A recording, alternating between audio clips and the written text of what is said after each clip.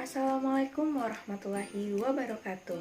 Halo teman-teman, welcome back to my YouTube channel. Perkenalkan, nama saya Andi Eka Wulandari.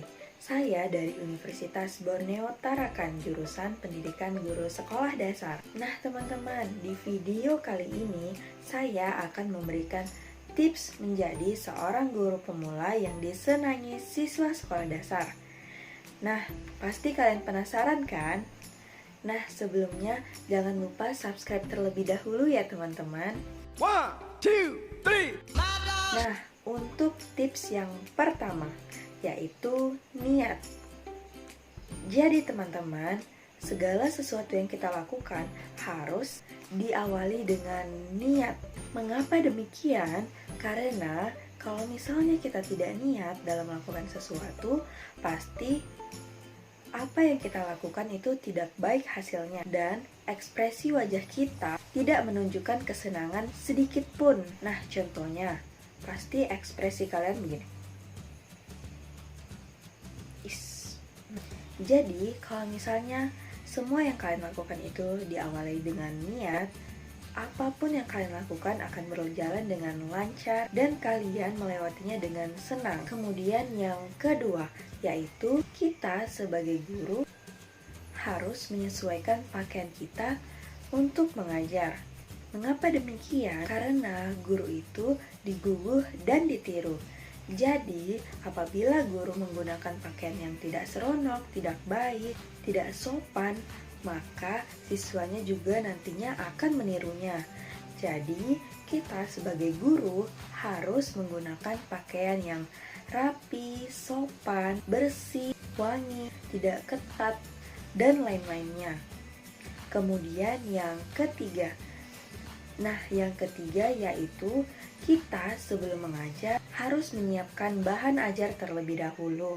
Nah, kita sebagai guru juga harus belajar membaca terlebih dahulu sebelum mengajar. Selain itu, sebelum mengajar, kita sebagai guru sekolah dasar harus mencari referensi di Google, di YouTube, dan media sosial lainnya, lagu-lagu anak-anak untuk sekolah dasar dan juga permainan untuk anak sekolah dasar sebelum memulai pelajaran. Nah, mengapa kita sebagai guru harus belajar terlebih dahulu agar materi yang kita ajarkan atau yang kita sampaikan tidak ada yang salah dan juga materi yang kita ajarkan lancar tersampaikan. Kemudian, mengapa penting untuk kita mencari lagu atau permainan terlebih dahulu? Karena anak SD atau anak sekolah dasar pada umumnya lebih senang untuk bernyanyi dan bermain.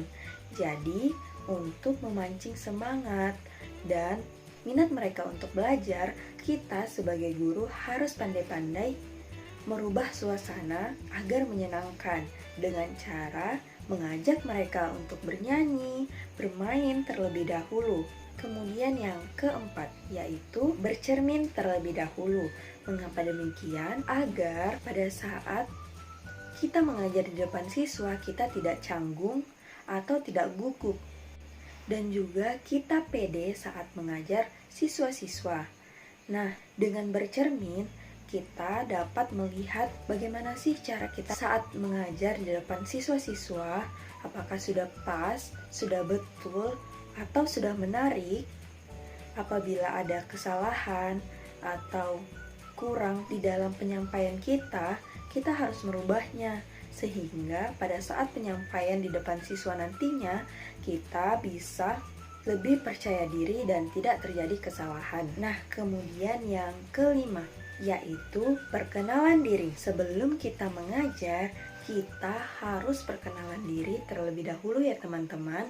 Jangan sampai kita melupakan hal tersebut. Nanti siswa kalian akan bingung loh, siapa sih guru yang mengajar?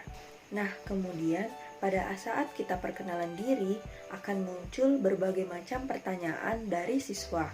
Apalagi siswa sekolah dasar. Pasti mereka akan bertanya, "Ibu tinggal di mana?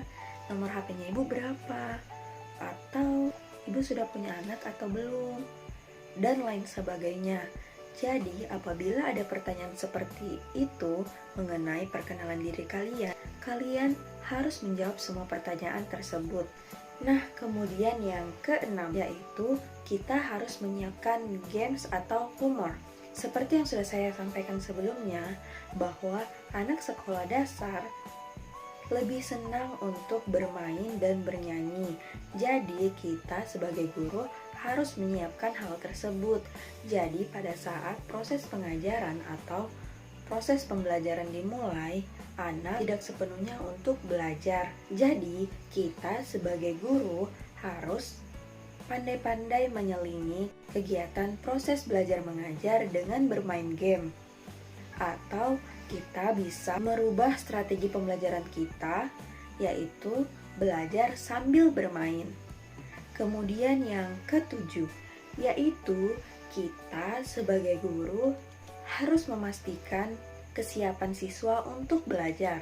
Bagaimana caranya? Nah, kita sebagai guru sebelum belajar ada namanya kegiatan apersepsi, yaitu sebelum memulai pembelajaran, di mana kegiatan tersebut kita mulai dengan menyanyikan lagu Indonesia Raya, menanyakan kesiapan siswa dalam pembelajaran, menanyakan kabar, dan lain sebagainya. Nah, dengan melakukan hal tersebut, guru bisa mengetahui bagaimana kesiapan siswa dalam proses pembelajaran yang akan dilakukan. Nah, kemudian yang ke-8, yaitu memberikan apresiasi terhadap anak. Nah, jadi siswa sekolah dasar sangat senang bila kita memberikan apresiasi yang lebih terhadap mereka. Contohnya, pada saat mereka melakukan segala sesuatu, kita mengapresiasi apa yang mereka lakukan. Contohnya seperti, wah hebat sekali kalian, wah kamu pintar, wah kamu cerdas. Atau dengan cara memberikan nilai atau bintang pada pekerjaan yang telah mereka lakukan. Nah, dengan apresiasi seperti itu, siswa jadi semangat belajar dan motivasi belajar mereka juga meningkat.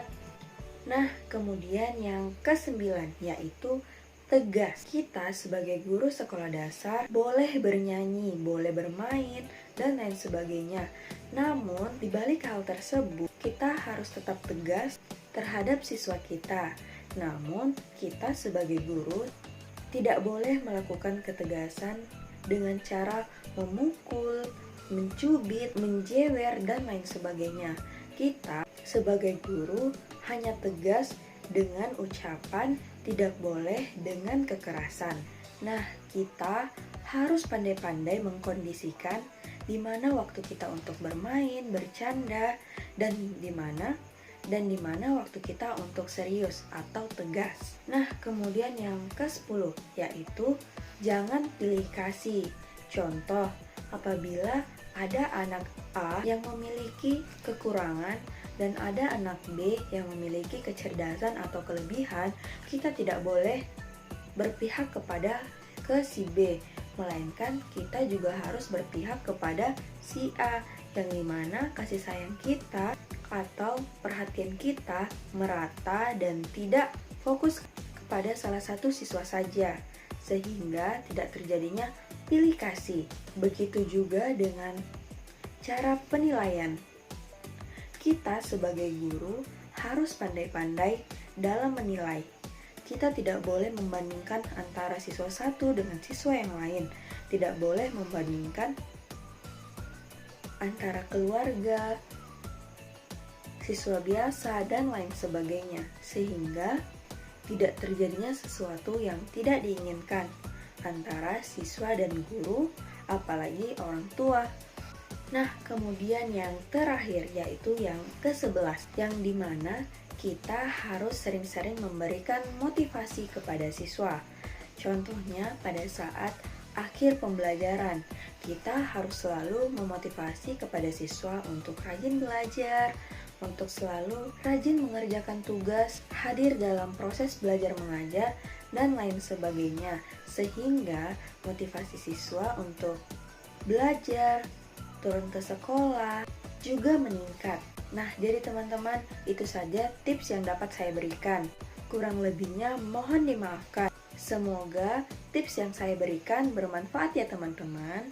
Wabillahi taufiq wal hidayah. Wassalamualaikum warahmatullahi wabarakatuh. Sampai jumpa di vlog selanjutnya. Jangan lupa jaga kesehatan ya teman-teman. See you.